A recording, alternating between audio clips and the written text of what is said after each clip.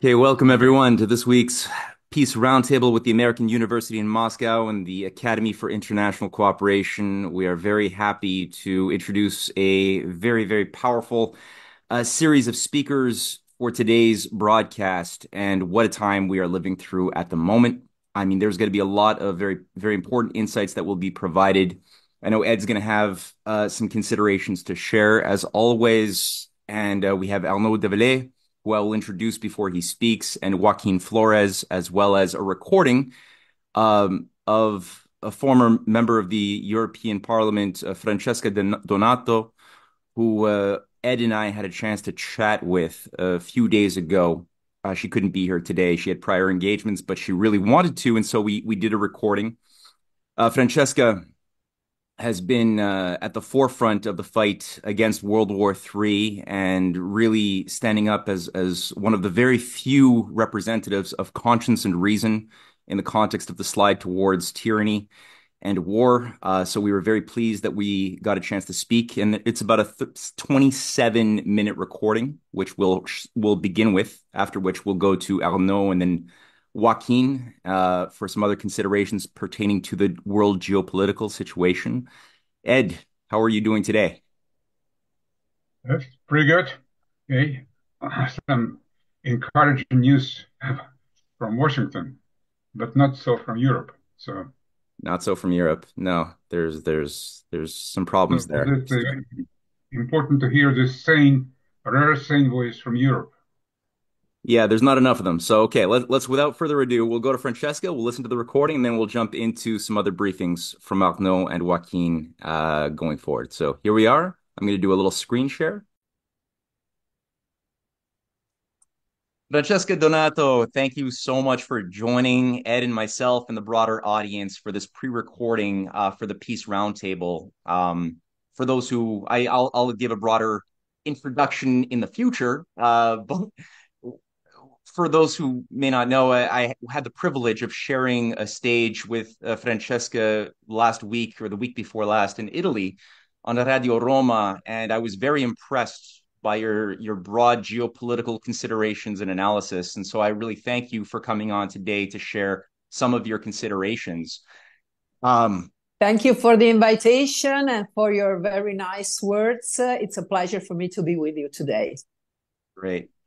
Well, since you've been somebody on the front lines, on the thick of things inside of the European Parliament as a fighter for peace against the hypocrisy that's been pushing us closer to war, currently, certainly the facade of the democratic, free Western order, rules-based order is completely collapsing, and there are some very interesting ruptures, disruptive, I think positive disruptions, but also a lot of very scary things in play right now. And maybe we'll just start with a general. I'll throw a general question at you before Ed. I'm sure he's going to have a bunch of other secondary thoughts to throw your way. Where do you see the world right now, and what do you think are the most important things that people should be paying attention to, whether they're in Europe or whether they are in North America? I think that we all, people of Western countries and democratic values, we should all really fight and stand up for true democracy, because what we are actually seeing in these days and lately is a very concerning move towards something that means the end of democracy. I was very happy when I saw the victory of Donald Trump in the US, because I think that he's the only person who can really subvert the rotted system that has governed last years with the Biden administration. And we perfectly know that the US administration directly influences all politics in the European Union and also in other countries globally. At present, we see a very dramatic move of European countries towards a war scenario. All the speeches, all the talks, all the laws that the European Union is putting forward are directly connected to the idea and to the project of starting a new war, or any way of having a very defying and provocating posture against Russia. This happens paradoxically in times when the US is actively working to fix the problems in the European Union between Russia and Ukraine, and to restart a dialogue, a collaboration, a peaceful relationship between the West and the East, starting from Russia, but not only.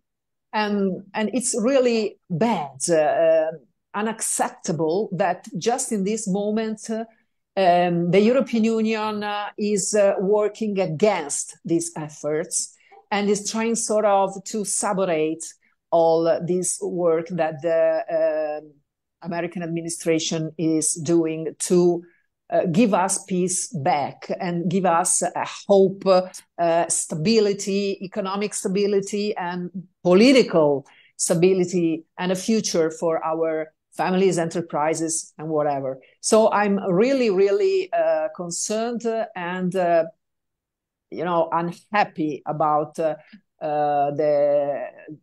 proposals coming from the European Commission, and the fact that the European Parliament has approved the Rearm Europe, proposal, and most of all the resolution against Russia, where they expressly say that we should allow to attack Russia in its own territory. This just confirms that all that President Putin said along these years was true. That the truth is that Europe is threatening Russia and not the opposite.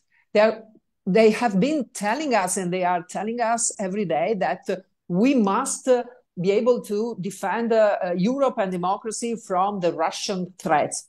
But the reality and the truth is that Russia is under threat from Europe, because after expanding NATO till the very borders of Russia, and after supporting the country that has been for 8 years attacking and persecuting Russian citizens or Ukrainian citizens that wanted to continue to speak Russian or have connections with their Russian relatives,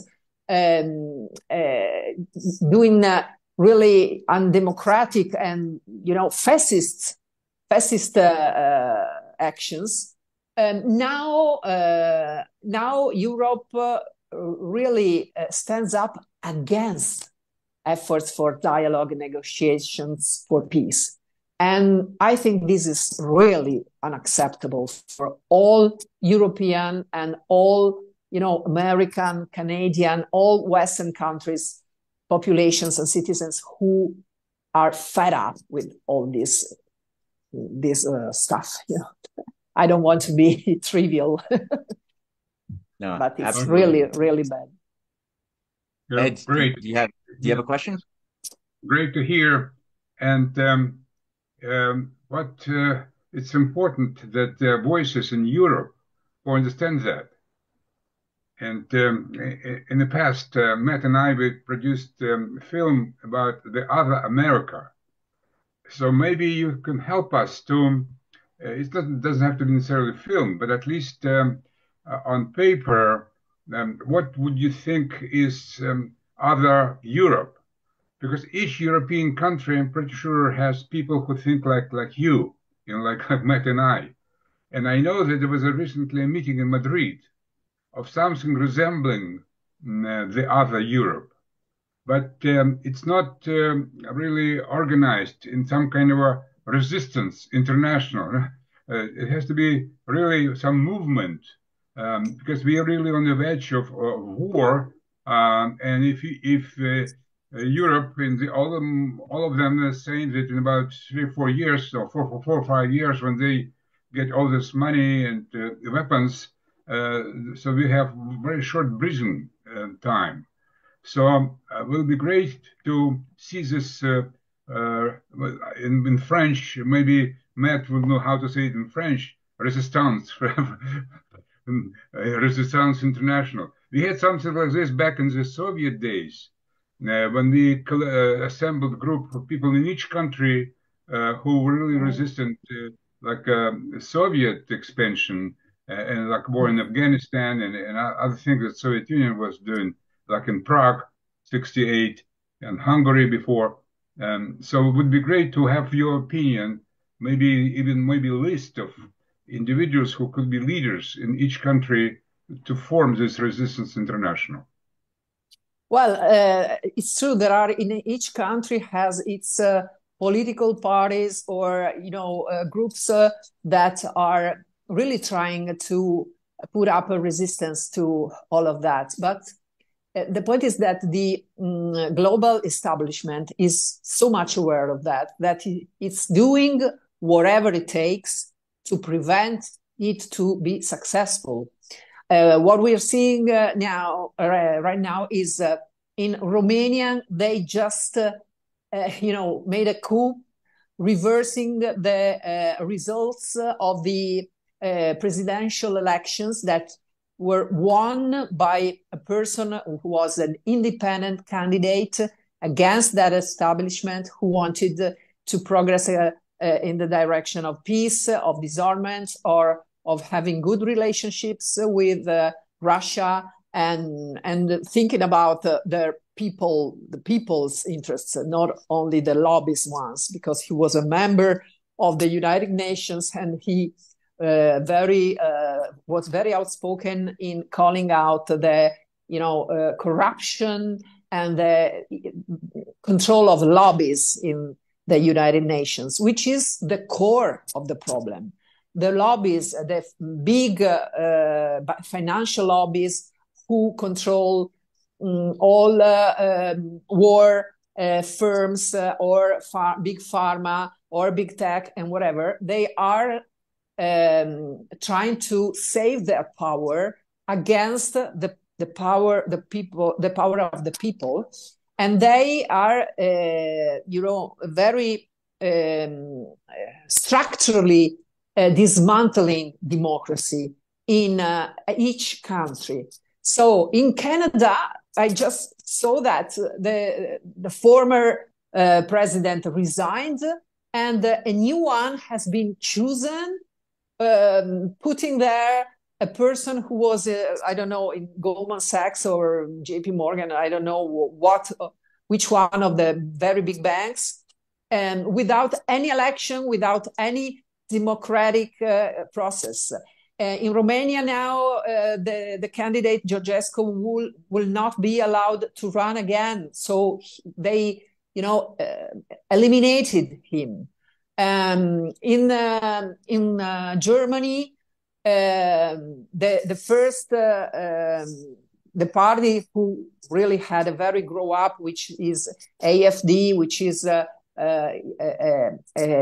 right-wing party, was deactivated by a new coalition between the center-right and the socialists.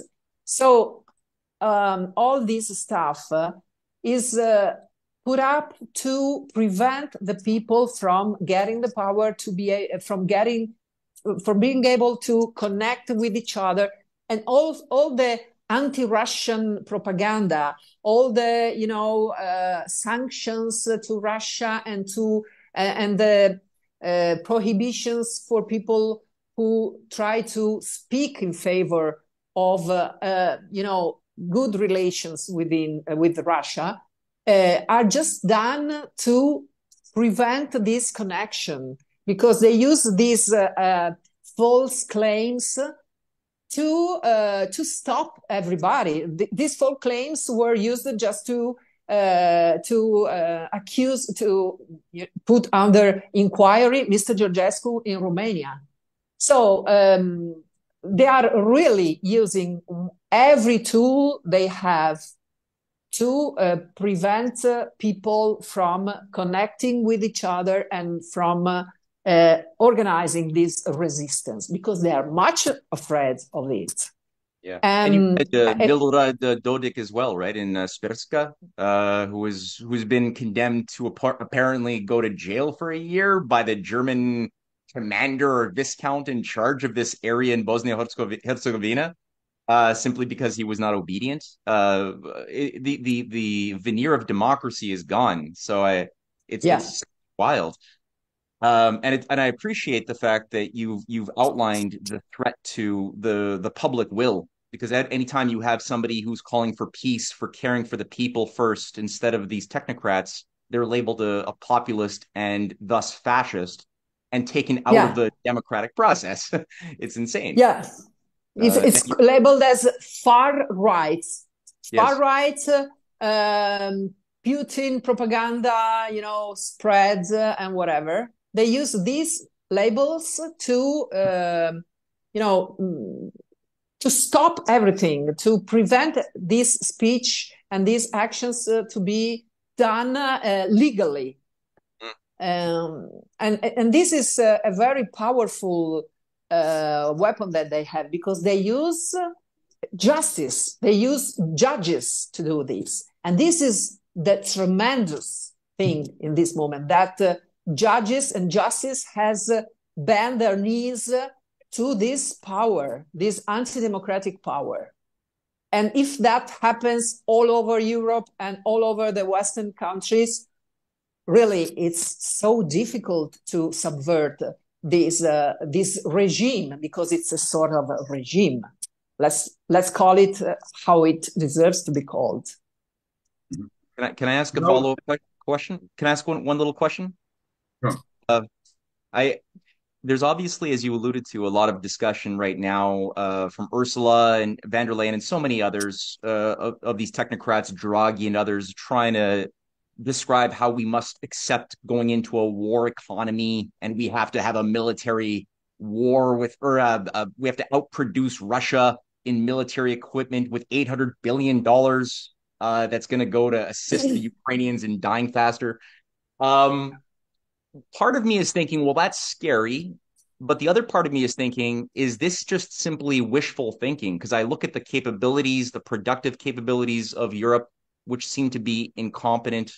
I look at the cultural, intellectual capabilities. It's incompetent. Do you think that this is a real danger? Do you think that, what I guess I'm asking is, do you think that they can fulfill this dream that they seem to have, or do you think it's completely a fantasy? I think that their true strategy is that of escalating tensions and using this instrument, this tool of rearming, to provoke a necessary intervention of the US.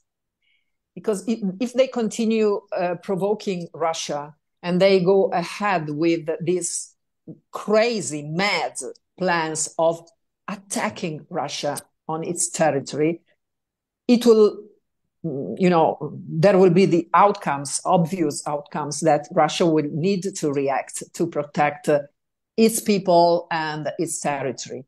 And they want that, as they wanted the Russian invasion in Ukraine, to be able to say, you see what happens? Russia is the enemy, Russia is the threat, so we all, with NATO, must intervene and fight against Russia. So they want to arrive at the point when, according to Article 5 of the NATO treaty, the US are compelled to get in this crazy plan of war. But I think that they are miscalculating, because I think that Mr. Trump, President Trump, and his team are not so naive as they think, and they are realizing what's happening somehow. That would be not so simple to lead them in the direction they want. And also, there is also the other aspect that European people are really now worried and concerned. And there is I think the percentage of people who are unaware of the risks we are going towards and of the challenges and the dangers for their own lives and their own children is getting thinner and thinner day by day. And a lot of people are starting to be very much concerned about this developing, this escalation. So I think that if things go on this way, there will be a massive grow out of the so-called populist parties and movements. That will be a huge problem for this establishment. So I'm quite concerned, but I don't want to be so pessimistic to think that this crazy plan can become true. And of course, I hope this. Maybe this is my wishful thinking, but I really have faith that this cannot be what comes out from this madness, and that at some point something will stop this path. Hopefully. Well, the problem is that we have only short time. Trump will be only for 4 years, and we don't know who is going to win in 2028.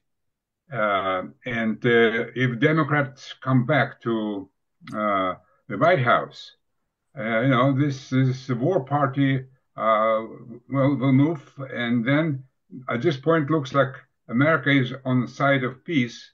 Well, let's say just with some, of course, limitations, but still. But if Washington changes its leader, then things can go even worse. So that's why it's very important what I was talking about to kind of consolidate all those forces in Europe who understand what's happening. I think with the internet, I remember in old days, without internet, we have to write something and then pass copies of this our manifestos and all of this. But now we have voice and media, even in the United States and Europe, there's certain voices and can bring some sense to what's happening.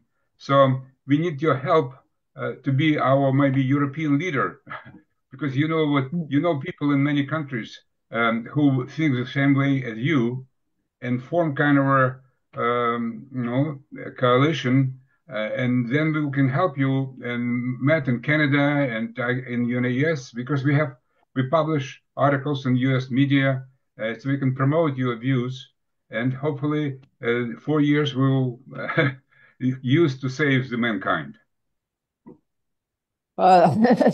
I really hope that something will be done and that our voices will be stronger and stronger, and that we can find some sort of support to go ahead with these battles, because what you say is very true. I think that in the US, the Trump administration is working very well to consolidate their power, doing dramatical changes, starting from the heads of crucial institutions like the CAA, the FBA, and whatever, just to prevent the Dems to go back again and spoil all the job that they're doing. And I think that on the people's side, it will be very difficult that the Dems will regain consensus and regain, voters after what they have done and what they are trying to do currently. And this is happening all over the West. But in any case, we must be very, very careful. We should be able to make these changes in Europe as well. Because in Europe, on the contrary, all the important institutions are still led by globalists, by, sort of left-wing people who are using their power to support warmongers, to support lobbies, and to give them more and more power to influence national policies. Yeah, the work is very hard, it's very long to do, and we should start right now. We have, in Italy, for instance, we have the only party who is trying to do this is the Lega party, which I belong to, where I belonged when I was elected in the European Parliament. But it's a minority, so it's a very hard task for all of us. Well, I think that you've put forth reason and conscience in words very effectively in the way only a citizen can do. And I think the lesson here, and seeing what we've seen both in the course of the better experiences in the US's, the very young republic that is the United States, at those moments of existential crisis, we have found citizens who took on responsibilities and participated more ardently, knowing that if they did not, their nation would not survive at various key moments. I believe that we are currently living through, and we've seen some results of that cultural dynamic. And sometimes a crisis is an opportunity that does force people to get their heads out of their asses, to become less complacent. And we've seen that as well with the case in Romania of Călin Georgescu, whose support base, despite this injustice that's befallen him, has doubled. So there's less illusions amongst the Romanian people about what is guiding their society.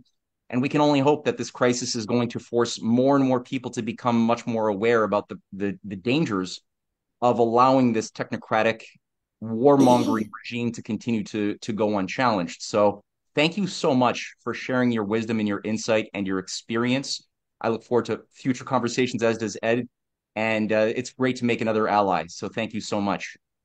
Thank you very much to both of you for this very interesting and important, discussion among us. And I really hope to go ahead with this work together in any way that is possible. Thank you, Francesca. All right, take care. Bye-bye. Bye. Bye-bye. Okay. Sorry about that. There was an issue with the recording, so we missed that last moment. But yeah, that was Francesco Donato, again, an incredible powerhouse who's really done wonders at awakening people to the higher realities that are facing and misshaping our world with a strong sense of solutions. So that was we'll be hearing more from her going forward. We have as our next speaker another very courageous fellow, a lawyer, a journalist, an activist, somebody named Arnaud Develay, who I've known now for some months, and I've been immensely impressed. Arnaud is a field reporter for 21st Century Wire International.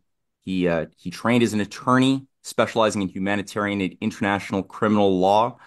He is a member of both the Paris and Washington State Bar. He started his career under the former U.S. Attorney General Ramsey Clark's mentorship before moving on to represent Ramirez Sanchez, sometimes known as Carlos, senior representatives of the Yellow Vest movement, and Moldova's former Vice Prime Minister, Luri Rosca. We're going to have a link to Arnaud's work that people could follow and subscribe to in the description box of this video.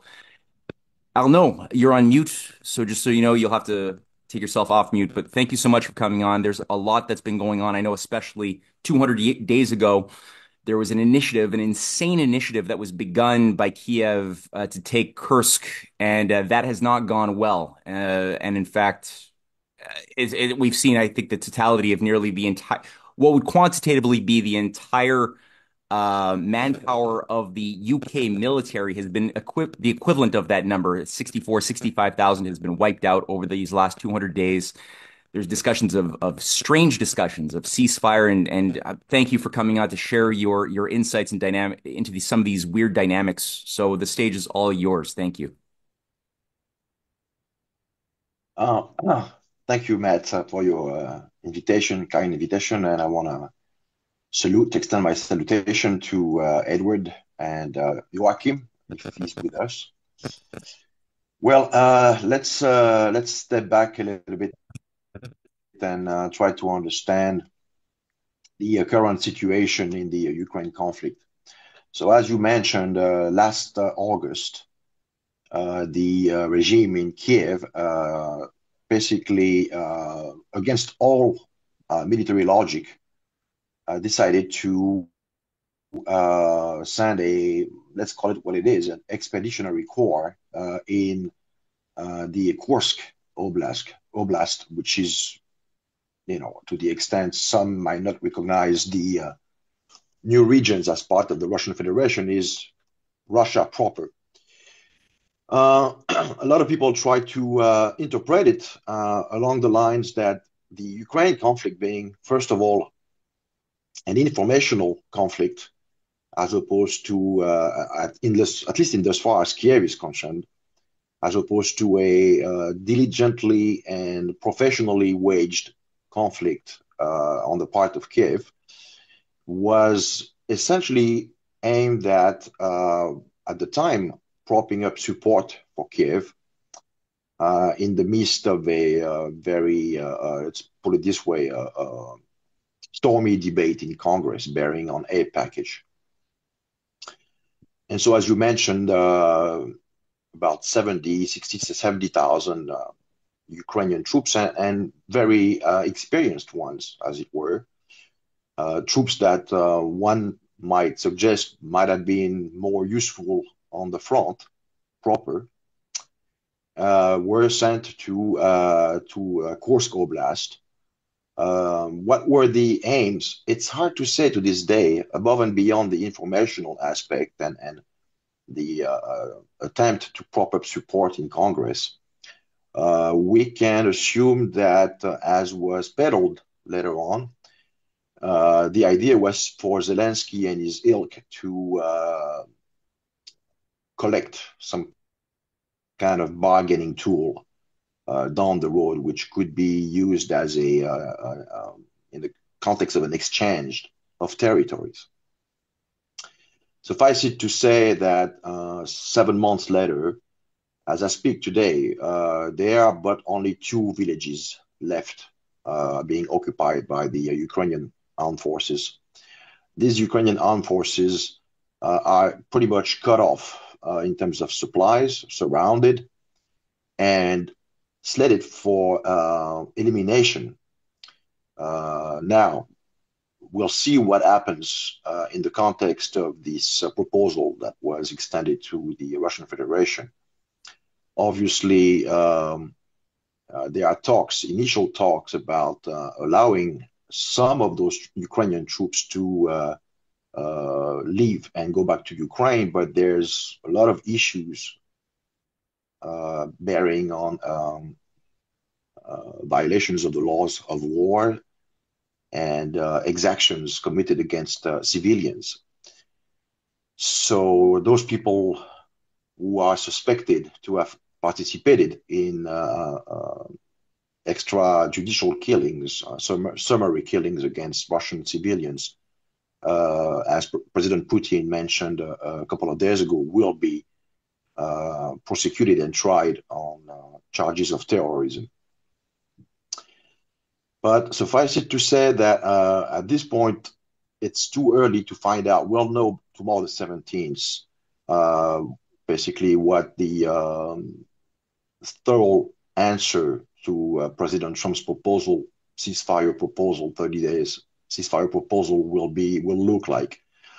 But to the extent the Russian president expressed himself during a joint conference with Belarus President Lukashenko, there's a lot of questions, basically, that are automatically to be raised to the extent this proposal can be viewed positively in a realistic way. Many of them bear on the verification process. There are a lot of fears in senior political circles in Russia that in the wake of the Minsk 1 and 2 and the Istanbul peace negotiation, that the ceasefire might just allow Kiev to essentially rearm, regroup, reposition itself to basically resume operation. And I'm not even talking about the violations of the ceasefire per se. I'm just talking about how such proposal is perceived in Moscow. It's really a fundamental issue of trust. The level of trust and confidence in those kind of mechanisms in Moscow is extremely low, to say the least. This being said, President Putin is someone who's a rational actor, and who always tries to explore any possibility to wind down the military phase to the extent that he can turn around and present to his own constituents a formula that takes into account Russia's interest. What are those interests? Well, I'll send our viewers back to the draft proposal that was submitted in late 2021 prior to the start of the hostilities, which essentially is that Russia wants to make sure Ukraine never joins NATO and remains what Nicolas Sarkozy was wont of saying, a bridge between Western Europe and Russia. We've heard a lot of contradictory statements emanating essentially from Kiev these last few days. We've heard counter proposals from European nations bearing on, if not getting Ukraine into NATO, de facto getting NATO into Ukraine. In that sense, the proposal bearing on deploying European troops as what you might call it, peacekeepers or guarantor of any kind of deal is a non-starter in Moscow for the obvious reasons, as repeatedly by Sergei Lavrov, that those troops are considered first and foremost NATO troops, notwithstanding the fact that they would be somewhat acting in a bilateral fashion between any kind of those countries and Kiev. So that's another obstacle. The other obstacle also, obviously, is the international recognition in international text of the new administrative borders of the Russian Federation. Let's recall that on September 21st, 22nd, 2022, the then independently declared Republic of Lugansk and Donetsk, as well as the lands of Novorossiya and Kherson and Zaporozhye, exercised their right at international law per Article 1 of the UN Charter to decide of their destiny, keeping in mind that after 8 years of being essentially abandoned, treated like second-class citizen, and I will send our viewers back to the Minsk Accords and the Minsk Memorandum as to what the situation was in Ukraine at the time between the central authorities and the Eastern Oblast. After 8 years of trying to compose with Kiev, the three main criteria which bore on respect for the Russian languages, in accordance with the Ukrainian constitutions, mind you, where it was stated that in any oblast where over 10% of the population is considered ethnic Russians or Russian-speaking population, Russian would be considered an official language. So this criteria, the criteria bearing on the indiscriminate shelling of civilian population by the Kiev regime, as evidenced at the time by former President Poroshenko, who made a very ominous, threatening speech, essentially designating his own a whole segment of his own population as enemies of the state. And last but not least, the idea that Kiev would have engaged with legitimate figures in those republics in a discussion process bearing on gaining autonomy. To be sure, there were 12 other criteria, but those were the main three criteria. And as soon as Minsk II was signed, they were violated at the initial. And we know now from admissions made by former French President Hollande and former German Chancellor Merkel, as well as Volodchenko himself, that the Minsk Accord was but a charade, and that it was all about allowing Kiev to rearm, regroup, and put itself into a position to reclaim those territories, those breakaway territories by force. Satellite pictures evidenced on the eve of the special military operation that such was the case. And in accordance with Resolution 2202, Annex 2, Paragraph 11, the Russian Federation, as a member state, signatories to the Minsk Accord and Resolution 2202, exercised its police powers to prevent essentially what might have turned out to be a genocide, thereby fulfilling its obligation under the convention of the same name. So it's important to always bring into focus the sequence of events and how the international law actually provided a framework for what has happened.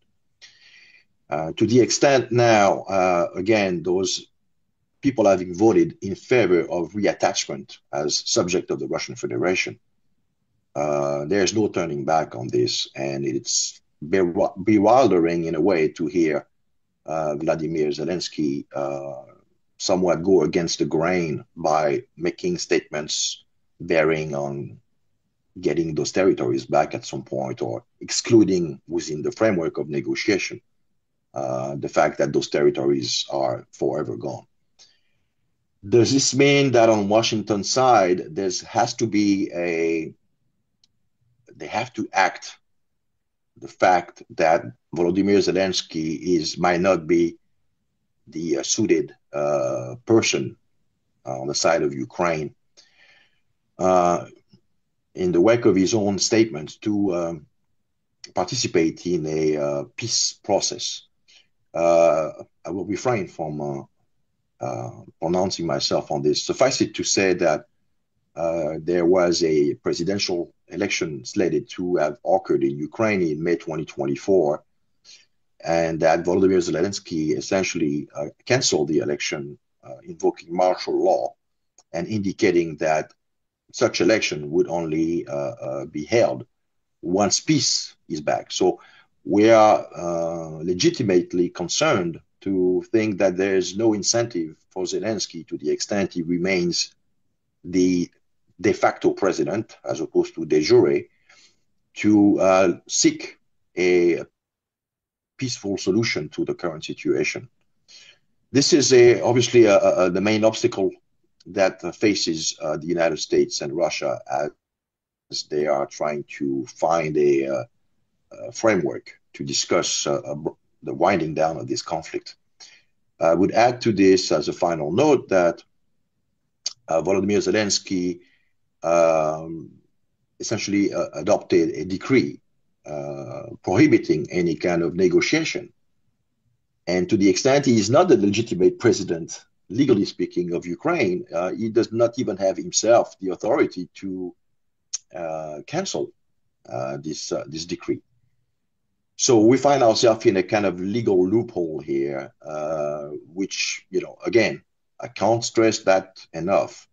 To the extent we get to a viable ceasefire with a minute mechanism of verifications, and again, Moscow was, really clear. First of all, there should be a unilateral withdrawal of all the administrative borders of the former Ukrainian oblast by the Ukrainian military in order for such proposal to be taken seriously. We can only hope those discussions are ongoing right now between Washington. We understand that Mr. Witkoff spent 4.5 hours getting educated by President Putin on the most, let's say, refined aspect of the conflict and what would be required in order for such a proposal to be put into application.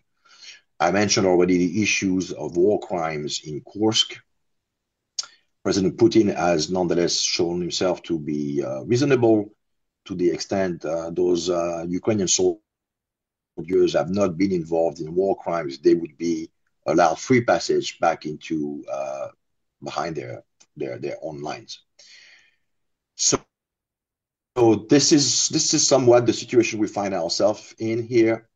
Let's not forget to mention that in the context of what Madame Donato was talking about, there are extremely powerful forces right now which have relocated from Washington to Brussels, who have no intention on seeing the conflict being wind down for a whole range of reasons which would exceed the scope of my intervention here. But suffice it to say that EU countries are bankrupt, essentially.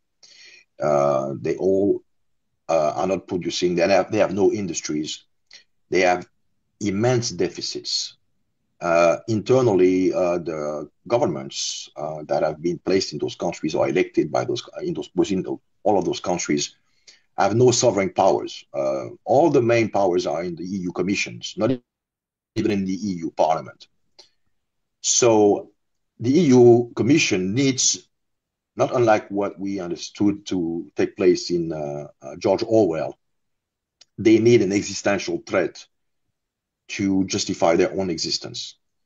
And to the extent the money lenders, the creditors are now knocking on the doors, that we have precedents established going back to 2010, 2015 with Greece and Cyprus, allowing the seizure of savings from the European population.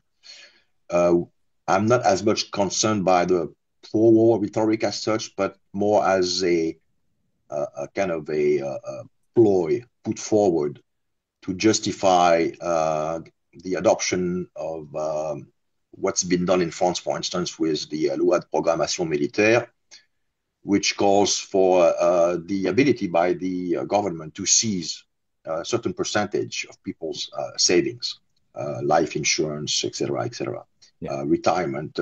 Right. So, but that's another issue here. I'll stop here at this point. No, I very much appreciate your approach, and the fact that you chose to end there, I think, is important because it's been also on my mind as well. Having listened to Ursula von der Leyen's presentation at Davos, reemphasizing her belief that Europe needs to invoke the Draghi plan to create an investment mechanism that would effectively steal people's life savings, in order to convert into some form of military industrial investment program. And Mark Carney has, being somebody who has been very close to Draghi in Goldman Sachs, as well as at the Financial Stability, the other FSB, overseeing world derivatives and speculation, also talking about doing the same thing in Canada, where bail-ins are already legal. I think they're legal also, or they've been implemented as far as a precedent in the regulatory codes of the banking system of the European Central Bank. It's very, very startling and jarring to think that that's a thought in play right now. Though I also agree with you that there is a complete incompetence as far as being able to build up a competent industrial base, even if they want to, but it's still jarring that that's in play. So, yeah, thank you very much. And for those who wish to pose a question to Arnaud, please keep it in mind, put your name in the chat box, and we will call upon you accordingly when Joaquin Flores is finished delivering his presentation. And similarly, if Joaquin is the person you would like to speak to and pose a question to, just make it known, and we will do our best to accommodate you. We have a limited amount of time, so please make your questions short. Joaquin is a specialist in color revolutions. He's based in Serbia. He's been a longtime friend and somebody whose insights I've come to really value and respect, and he has agreed to also share his insights into what has just been happening over you could say really the past years, but really in the past days, there's been a flight forward for an effort to overthrow Vučić. And it seems like there has been a positive outcome so far, but there's just wave after wave being thrown at Serbia and any country which is not bowing to this technocratic reset. So, Joaquin, thank you for coming on. Any considerations you have on that issue or anything broader is all yours. Go for it. Thank you. Thank you. Let me know if I'm coming through. My audio is all right. Thank you for having me, Matt. Good to see familiar faces. Good to be with Dr. Lozansky. Excellent to hear from Arnaud Develay. And I was very much hoping that I would have a different question than Ukraine and the UN Security Council Resolution 2202 and the whole process, because I have to say that Arnaud's masterclass summary leaves nothing to be filled in. So I have nothing to add to that part at all. Very happy to speak about the Serbian events. I'm prepared to talk about that. So yes, well, people saw the events in the last day and a very large protest in Belgrade that took place yesterday. The government claimed it was about 80 to 110,000 people. The opposition first claimed that it was 300 to 400,000. One of my experiences and competences is in counting protest sizes. I have some fairly reasonable and understandable metrics that are physically based. It's kind of counting rank and file and then multiplying over square meterage, and you get very good assessments. I counted the numbers to be about 250,000, so about twice what the government reported, but somewhere between half and a tenth of some of the crazier numbers that the opposition claimed. That number keeps going up. I went to bed, they were claiming 700,000. I woke up, they claimed 1.2 million. I said, that's not possible, just by the numbers of human beings and the logistics involved. But it was a good 250,000 people. Now, the government and Vučić and others had spoken to this, knowing that March 15th was going to be a big date. This was something that their security and intelligence services understood that was going to happen within the declared protest that was filed by these NGOs to have the permits to do this. So, by the way, that discounts some ideas that these protests have been spontaneous. You know, these require planning, and you have to get various things done in order for them to be done the right way. So no one disputes that it was not spontaneous. Now, with that said, the Russian intelligence services also provided some information to the Serbian government confirming that foreign malactors were deeply involved in directing or leading the protest movement whole, or the most important parts of the leadership. Then multiple serious investigations were underway. And prior to March 15th, yesterday, there were a number of arrests made, including incriminating statements made by the so-called students' plenary in their private meeting.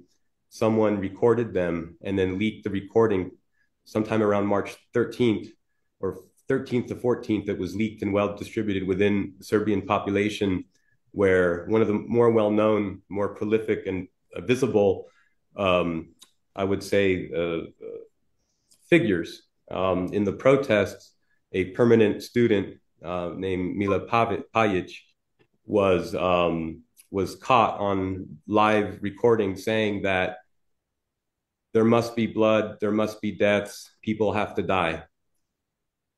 And when that was said, that clearly broke Serbian law, and a particular edition and ruling about what would actually constitute anti-state and seditious activity that was beyond the scope of speech expression, beyond the scope of redressing grievances in a public square, talking about plans to make violent actions, actions against the public, actions against public safety, and activities planned to destabilize the state.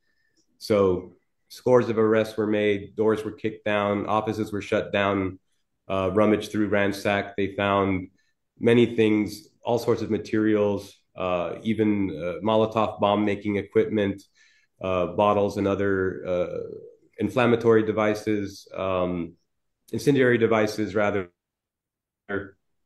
And so this changed the events that we did not see. I guess you can call it the dog that didn't bark. And so the events yesterday went without major incident. And there was definitely planned to be a provocation, which may have been attempted, but all in all did not succeed. And the larger corpus of the larger body of plans was not executed.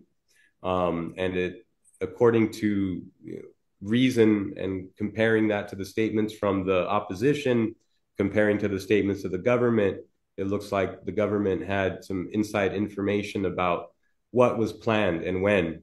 So fortunately, what that resulted in is the last ditch effort. And when this large demonstration went down yesterday, it became an issue of simply, it was for the opposition who made this march, basically just hoping that with this many people in the street, it would cause the government to make some sort of concession or call elections in a different way or to step down. And just under the overwhelming pressure of 250,000 people in the streets. And without a coordinated campaign involving, like I said, violent activities, kinetic activities, that would then justify statements from European leaders about keeping calm or about that the government has lost legitimacy because it resorted to violence. You know, all these things didn't happen because we didn't have those sorts of incidents. And what in all of this, what we found, what happened was a potential use of a directed energy weapon or a sound cannon that was used. And we're still looking at all of the video evidence and trying to understand from geolocating where that particular event happened within the larger protest and what could have been happening. And there's a couple of different ideas right now, but what is most reasonable is that the government or the police did not use this sort of device because it does not fall into any of the doctrines of usage.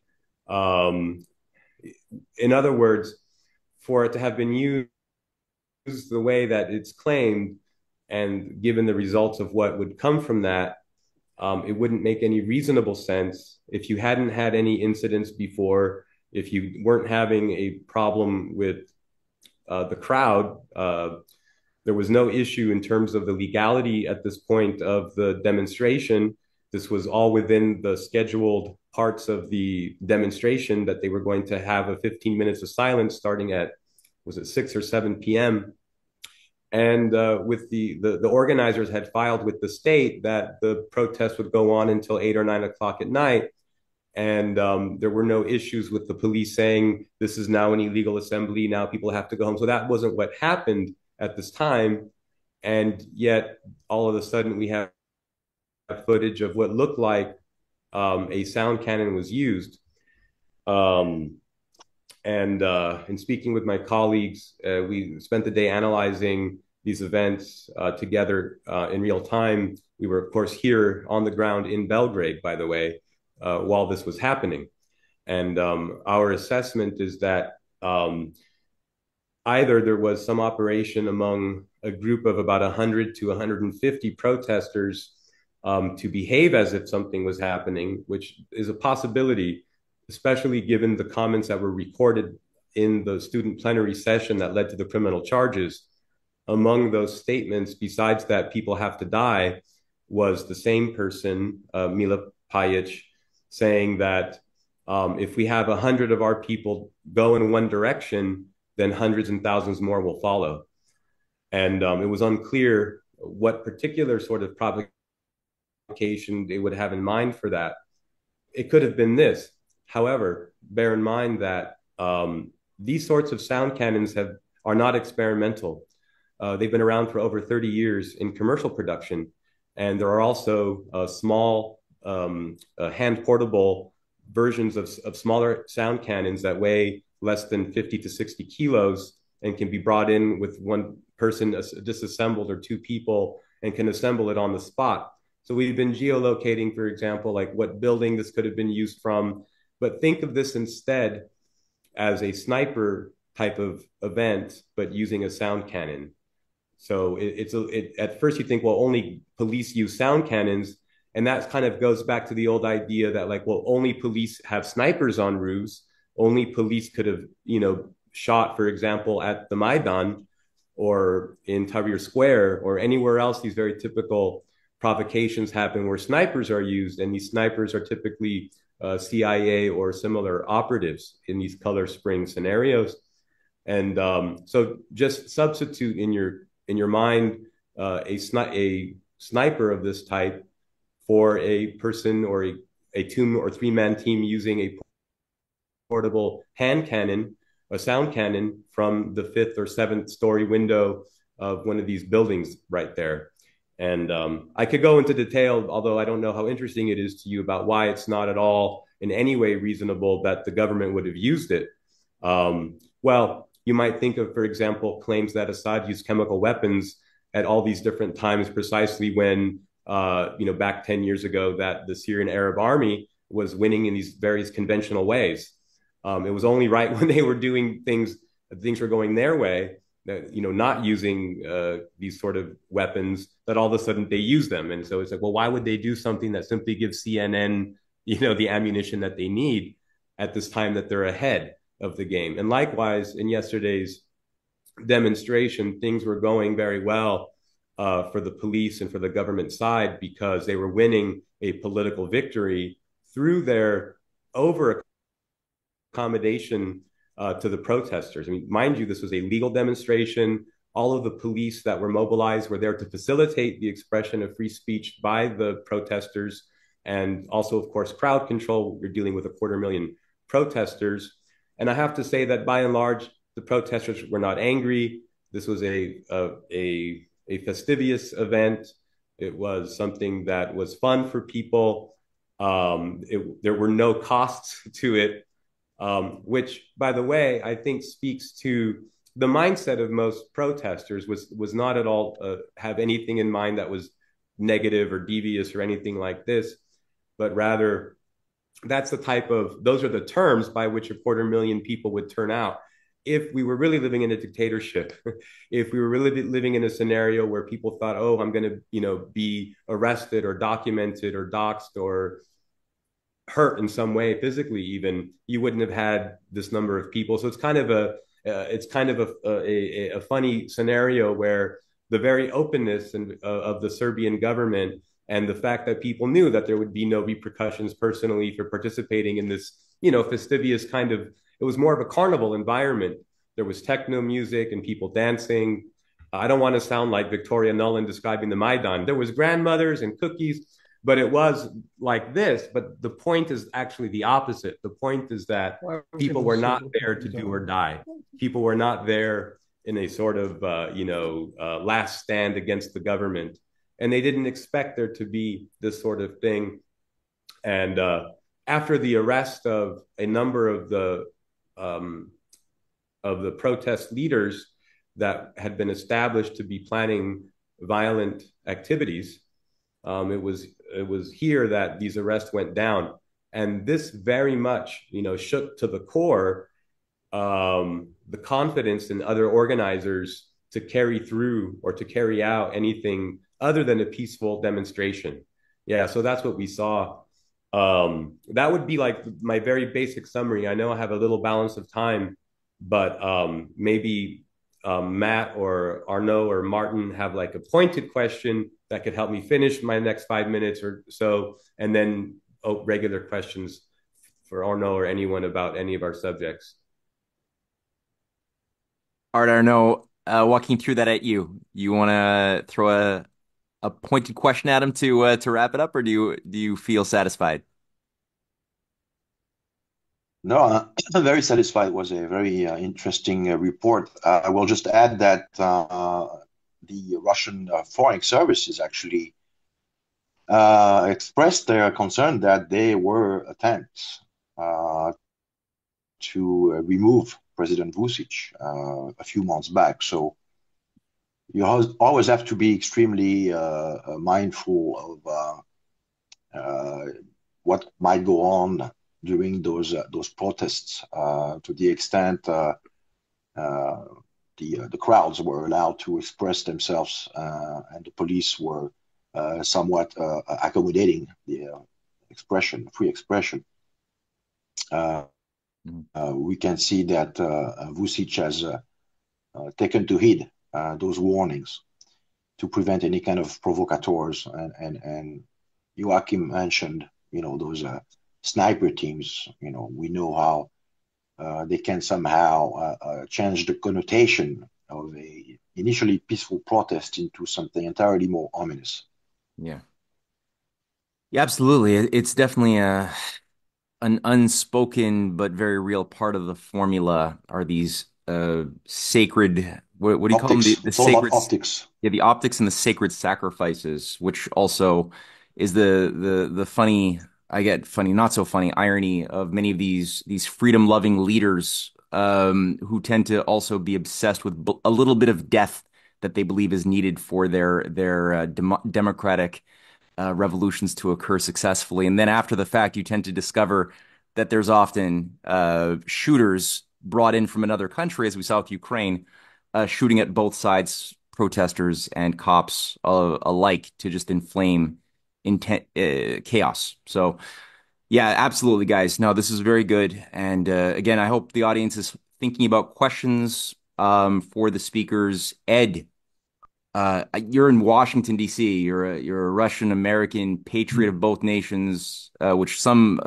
ignorant people might say is impossible. You have to pick a side, but you've not picked a side. You've kept it creative over the course of a lifetime, and I'm appreciative that you've been able to manage what you have. And so, what are things looking like from Washington, D.C. right now? Well, I did criticize Soviet Union when I was in the Soviet Union, and now I'm in Washington and I criticize United States. This is probably my role. But what's happening in Washington, it's pretty unusual because the country which actually provoked this war in Ukraine and coup in 2014. And now under Trump, they talk as peacemakers. It's very unusual. I don't want to really over compliment Trump, and he has his problems, of course. But in this particular case, he's the only Western leader, I mean, Western leader, who talks about death of Russians and Ukrainians, and then we have to stop that. We know in the past, many U.S. politicians, some Lindsey Graham, Mitch McConnell, and others, they were saying the more Russians are killed, the better. And who cares? And for Ukrainians, they don't really care. They use them as a cannon fodder and a proxy. And suddenly, we have President of the United States who cares about lives. And this is something that he deserves the credit. Now I see that Washington is on the peace side and Europe on the war side. When it all started, I think it was opposite. And Victoria Nuland was very angry with EU during the Maidan revolution because EU was not very active in supporting the Maidan, those who created this war eventually. So it's we have switch. So I'm pretty optimistic, and now see how Europeans. Is this why we give a lot of time to Europeans? And Arnaud, it's great. I assume you're speaking from Paris, right? Or France? Oh, Moscow. You're in I'm in Moscow. Moscow. Okay, but you're French, right? And Yes. oh yeah, so because in France, I think the French they invented this term resistance. Resistance during the World War II. It was French who created this resistance movement, and now we need something like that. Maybe you, as a French, can maybe revisit those papers, some manifestos, and see if we can have a manifesto to resistance because we are now, and Trump keeps saying this, and we were saying this for a long time, that the world is on the edge of World War III, maybe nuclear World War III.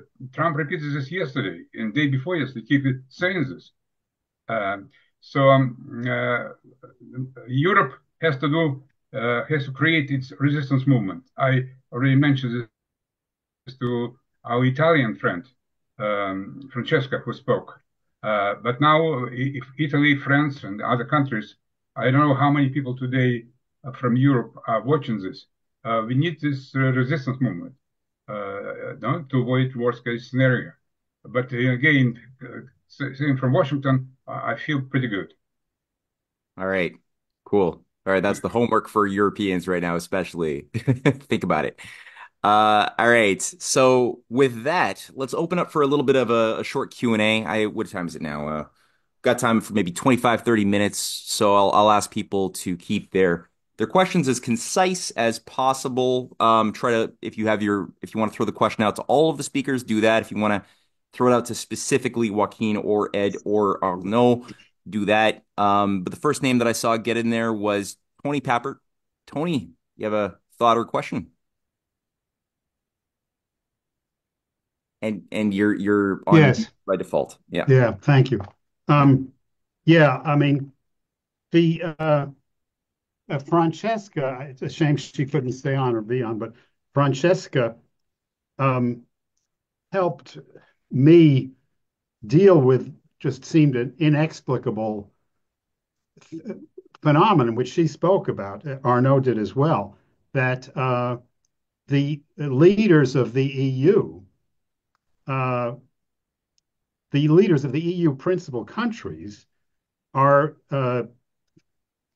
fantasizing in public about a rearmament of the EU, which is impossible, really, and how this rearmed EU could take on Russia, which is all just fantastic nonsense under their leadership. No such thing is possible by a long shot. What the hell is going on? And what Francesca said is that they intend, for all the fact that they can't effectively rearm, they could never field a force in modern war anytime in the near future. They nevertheless intend to provoke Russia to the point where they could invoke NATO Article 5 and produce a war between the US and Russia. It might be the end of civilization. I mean, it sounds fantastic, but there's a panic over the prospects of the emergence of a new kind of world order, which is foreshadowed by the discussions of many issues between the US and Russia. It's, of course, not the Ukraine war is most important, but it's not just that. People know that Russia is mediating with Iran on the nuclear question. China is apparently also, or maybe also mediating there. So there's the threat of an emergence of a world of sovereign nation states, which President Trump called for in the United Nations in 2018, uh, marked by, especially by relations between US, Russia, China, and perhaps India as leading sovereign nation states with differences. I mean, if this happens, and Trump is, you know, pushing it forward along with his administration. I mean, if this happens, it means what Franklin Roosevelt looked forward to at the end of World War II when he died untimely, which is the end of empire and a world of sovereign nation states, sort of like the community of principle of sovereign nation states, which John Quincy Adams called for as the Monroe Doctrine. I mean, Hmm. this may seem far-fetched, but it's not. And I think, however they see it, it's that prospect which has provoked the EU leaders who it's just a new empire, as everybody knows. It's an extension of the British Empire. It's that prospect which has provoked the hysteria in the EU. And Yep. again, I'm not discounting what Arnaud said about the bankruptcy of the EU as a contributing factor. So that's what I would say. I learned a lot from Francesca's remarks. Cool. No, thank you, Tony. And no, that's very, very poignant observations all around. Arnaud, Joaquin, Ed, anybody want to speak to anything that Tony observed or Yes, I do.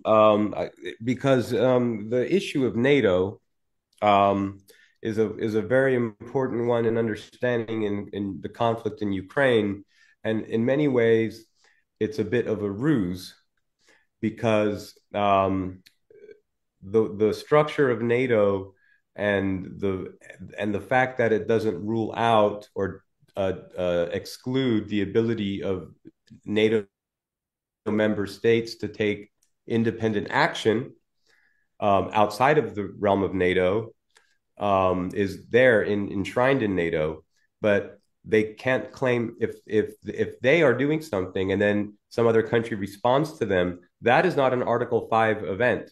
That is not an Article 5 event. And also, one of the things what we learned in the information war that the Americans were waging about weapons to Ukraine, um, although it would slip out or be revealed from time to time that and it ran as a parallel information line that the U.S. simply didn't have the artillery, for example, to win this conflict. Even if they gave it all, it wouldn't be enough. So there was this strange information line that was trying to make it seem like it's because the U.S. isn't backing strongly enough, or that European countries aren't backing this strongly enough. And the funny thinking that, well, if Ukraine was in NATO, then everyone would be backing them a lot more and maybe even beat the Russians. And I have to say that this is a false line, that the amount of effort that we have seen from the US and from Europe against Russia over the past number of years in the open phase of the SMO is very close to the limit of what they can do politically, economically, and military all combined. By acting like there was more they could have done, but that politics kept them from doing it, is a way to save their military posture face.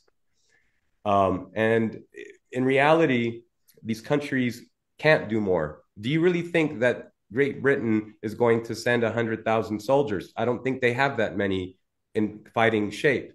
Do you really think France, whose military become experts in how to set a dining table, are going to be able, many people in the French military complain about the bureaucratism and focus on form over function and the etiquette of the officer class over having a functioning military. These are not militaries, nor do they that can do this objectively, nor do the societies have the stomach for it.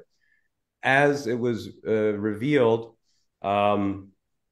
from the European Central Bank that we were talking about earlier, the way that they would fund an increase in bellicosity in military would have to come from appropriations taken from retirement and other public sector spending, which amounts to austerity. This gets back to understanding why Trump says things that seem at first incoherent, like we have no business in NATO and NATO has no business attacking Ukraine and NATO must pay more, right? Like why are these two, what does this mean? NATO must pay more. We don't want NATO. Well, everyone understands that the political class, as it had been so well pointed out before that by Dr. Lozansky, was that prior it was the Europeans that were reluctant to get involved in backing Ukraine. We all know Victoria Nuland's famous expletive about her opinion about the EU and trashing the compromise agreement that would have seen their way anyway, except without destabilization, without a coup. So when Victoria Nuland does this, then as we see over the following years, over the following decade, the American side worked through the Biden administration to make sure that the people in the EU, in Western Europe, were even more gung-ho about Ukraine than the American side was. So these were all efforts that were written about in media as well in terms of Trump-proofing the Ukraine effort. Now, efforts to Trump-proof the Ukraine effort have led to so many excessive deaths when this war really should have wrapped up by now.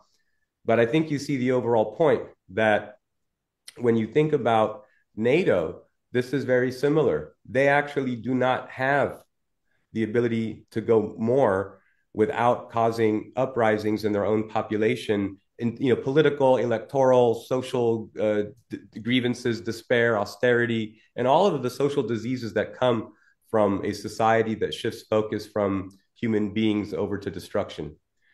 So I think that this is really the catch-22 that Europe is in, and they're in a very odd place indeed. So but I just want to caution thinking that it's actually the line of the transatlanticists that there's more they could have done, or that that NATO and Ukraine would mean a stronger alliance. I think there's language in Article 5 that isn't well understood by the public, but there's nothing automatic about Article 5. Even if you're the country that's attacked, I implore anyone to look this up.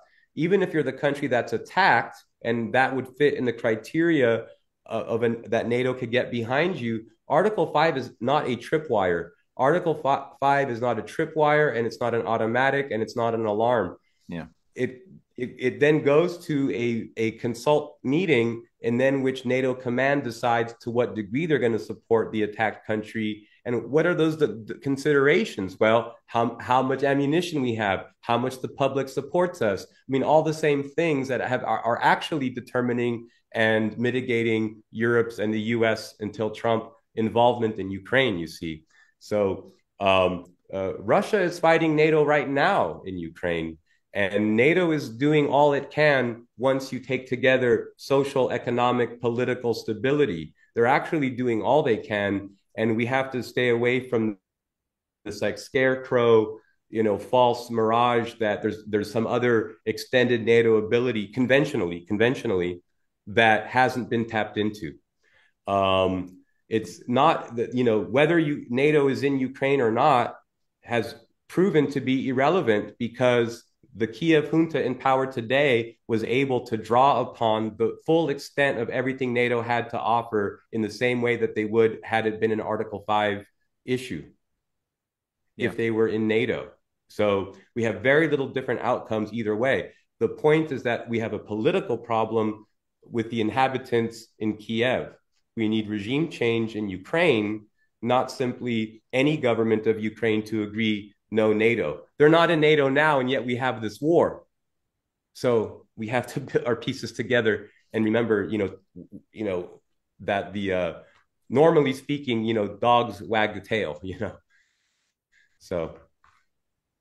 Yeah, no, that is an important myth to dispel, and for the longest time I had it in my mind too that Article 5 was an immediate trigger for World War III, but it's true, it's not really. It's an immediate trigger for an emergency discussion, and that really is pretty much it, which is good. It's and good, yeah. all of your points are very well taken. Al, no, did you want to like the good kind of cancer, like in Larry David in Curb Your Enthusiasm, he's like, oh, but it's the good kind of cancer. He's like, no, it's the good kind of Article 5 trigger. Yeah. That was a very Larry David thing to say just there. That was pretty funny. All right, Al, no, did you have a thought as well, or did you want to go on to the next question? All right, next question. No, we can go on to the next question. All right. And Ed just informed us as well that he's got to run for a family issue as well. So Ed, if you want to just chime in at any time, you could just crash into it. It's all you. You have the helm. Um, Robert has been waiting for a bit though. Robert, are you still there? Yeah, I am. Thanks. I guess the main question is, first off, obviously it was an interesting discussion, and I too also was very taken by the point that the European Union is doing this in part to survive, that they have to have a common enemy to hold the European Union together, and sort of the European Commission has become a very deep problem because of the power that's migrated from elected officials. My problem, obviously, and I guess more my question lies, is more in the area of we have so many different people here who have very different views. And even though we all kind of agree World War III is unacceptable, in terms of going after the Europeans for being even more unreasonable than so many people in Washington who are dependent on the military industrial complex, this European institutions, I'm curious from the European standpoint, for the Europeans here, what can we do to argue against that everything has to rely on some kind of Russian threat to hold these institutions together? Is that simply impossible without the Russian threat as a way of trying to throw a bone to them? I don't know. You wanna grab that one? Well, it's hard to imagine the EU doing without Russia as the boogeyman. If anything, for because we somewhat failed to touch on the ideological dimension which characterizes the EU project. Well, the EU project, let's recall, and that was François Mitterrand's quote on it, that the nation state means war and Europe is peace. And this is how they sold the European project back in the 80s. And for a while, everybody was somewhat on board until we started seeing that lobbying groups were first and foremost the driving force behind the project, and that the national interest as such, was slowly but surely being withered away. But by then it was too late, and we saw that in 2005, for instance, outcomes of referenda held in France, the Netherlands, eventually in Ireland as well, were somewhat skirted and or put aside in favor of a closed door local parliament vote on the adoption of the constitution. So one could make the case that the EU has currently put together is not legitimate. It's an illegal project. You would add to that that Ursula von der Leyen is assuming prerogatives that are absolutely not called for, i.e., the defense issue. She's not competent for that. So, but the more you kind of put forward those elements, the more you face some kind of a stonewalling situation, and now we have those completely Orwellian constructs like the what's it called, the democratic shield, which basically calls for eliminating non-vetted candidates, at least non-vetted by the EU and their paymasters, I suppose. But this only shows that this is an anti-democratic process, a dangerous one at that, because it is predicated on a post-national tabula rasa outlook on what governance should be. But that is in and of itself perfectly coherent with terms that we've heard about the last 30 years, like global governance. And global governance is essentially what? There are those condominiums, that have been created in the wake of the outstanding amount of wealth concentration that have occurred in the wake of the Cold War, by people who were, or entities who were already somewhat of a player, but who became larger and wealthier than nation state themselves. I mean, when you take into consideration that an entity like BlackRock is actually wields more financial surface than the top 6 economies in the EU land, that gives you an idea of what we're dealing with here. And this comes back to what was denounced already 20 years ago by Chris Hedges when he pointed to the corporatocracy. And this is what we have now. We have created, I guess, the unipolar moment, created this somewhat Frankenstein monster. And this is the elephant in the middle of the room. If we're not somehow calling it as it is, which is why, in that sense, all this talks about Yalta 2.0. Yes, this is actually the way to go. But if we only go halfway, if we don't call out the unwarranted influence that those financial condominium holds over society, and I think this is where we need to focus on. We need to really call out this completely, some would say not necessarily unforeseen development following the Cold War, but the fact that it is here now, and those people basically, I mean, they created a whole narrative predicated on anti-biologic constructs. They even went against their own interest in terms, if we take a look at the entertainment industries, they are wielding billions of dollars, and they don't mind losing billions in box office revenues as long as they push a narrative. This is what's, among other things, this is what should actually get our attention, is that those entities are extremely dangerous, and we need to break it. We need to, somehow to upgrade the antitrust legislation, and we need to break those into pieces. Otherwise, they will swallow everything. Mm-hmm. I think that that's extremely important because a lot of people, they still hold on to this old belief that money makes the world go round and everything is motivated fundamentally simply by the desire for money. And while that's true It's for many not. bad decisions, at the higher realm of decision making where big changes happen, it isn't really money. Because if you control trillions of dollars, you don't wake up in the morning wanting more money. It's something else ideologically, which is animating you. So I really do very much appreciate that. And also the construct that has been sort of pummeled into our psyche that nation states cause empire, cause fascism, and thus we should not allow nation states to exist, as if the world would be better if we just gave over our sovereignty to an unelected body of experts. That's never worked. It didn't work with the Roman Empire, and I don't think it's ever going to work. But that's what we've been fed. So the fact is, it's been the nation state. If we look at those times that we've successfully resisted this oligarchy, it's been through the wise utilization of the technology of the nation state that it's been done properly. So again, your call to action on that front as well, very appreciated. Joaquin, I saw your digital hand go up there very briefly. Yeah, Yeah. it was just a 1 minute also to piggyback to answer Robert's great question.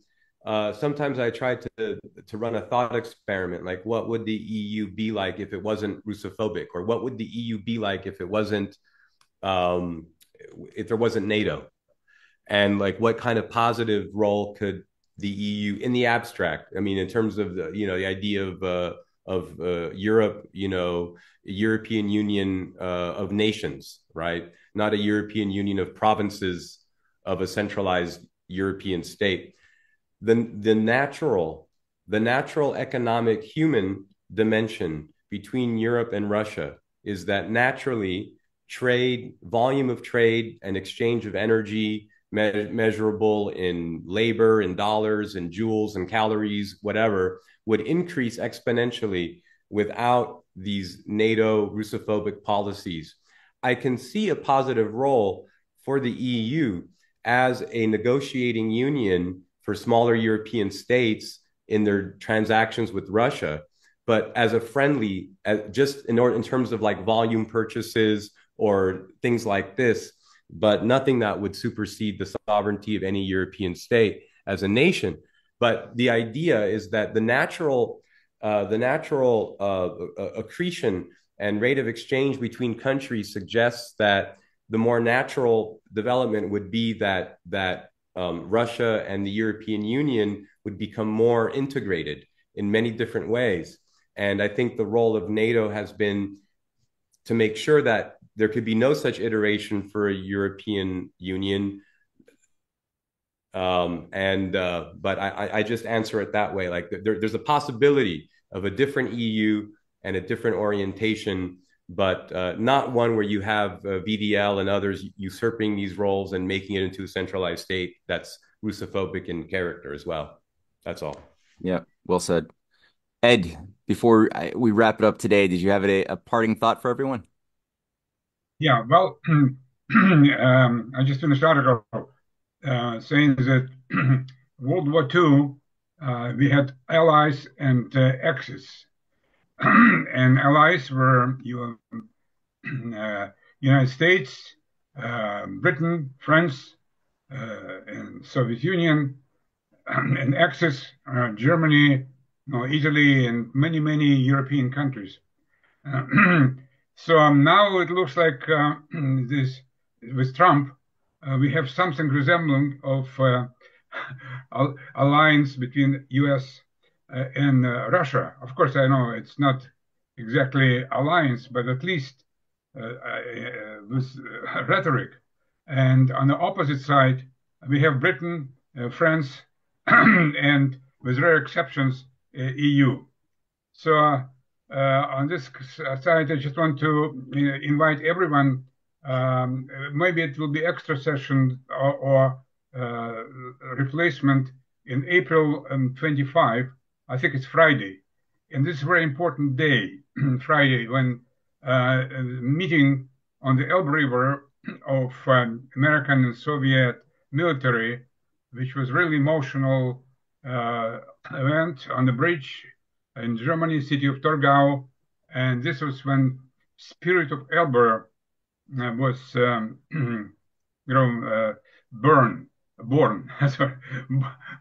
And every year we celebrate this with teleconference between Washington and Moscow when Americans come to one place and Russians in downtown, and we exchange messages with some festivities, music, dancing, all that stuff. And we'll have an extra session approximately the same time on April 25. And this time we plan to have not only Americans and Russians, but people here in this room and maybe more Europeans. So we try to revive the spirit of Elba. So this is what my message. And of course, we'll send you more information later on. Yeah, these are extremely strategic. The first one that Cynthia and I had the privilege to speak at, I think it was in 2020. Ed was able to get Maria Zakharova to speak, as well as two Russian cosmonauts on the ISS who spoke live to the audience. It was fantastic. So no, we'll definitely put out a notification for people to both to put that on their schedule, but also to get the word out, get more of your friends, families, and allies to sign on to take part in this. And also, by the way, you mentioned cosmonaut. Yeah. Today or yesterday, depending where you are, Russian and American cosmonauts together flew to space to dock into International Space Station. So see, there's some hopeful signs. So maybe we'll end this session on a positive note. That Americans and Russians are together in space. I'm very pleased. Yes, signs of life. Thank you, everybody. And by the way, I'll say one last thing. Marty Seif didn't get a chance to speak. I know there was a big long list of people waiting to ask questions who didn't. We'll try to get to you on the next session. Marty, however, will be speaking for the Rising Tide Foundation in what is it, barely 2 hours at 2 p.m. Eastern Time. He'll be giving a class on Henry John Temple, aka Lord Palmerston, the man who raped the world and succeeded where Hitler failed. It's going to be an explosive historical study, as it always is with Marty. So if you'd like to get on with that live and pose a question to Marty, send me an email ASAP, or just get onto my Substack and access the Zoom link for the Martin Seif class. Otherwise, yeah, thank you, Ed. Thank you, Arnaud. Thank you, Tony. Thank you, Joaquin. Thank you, everybody. And looking forward to the Elba Day event. Take care.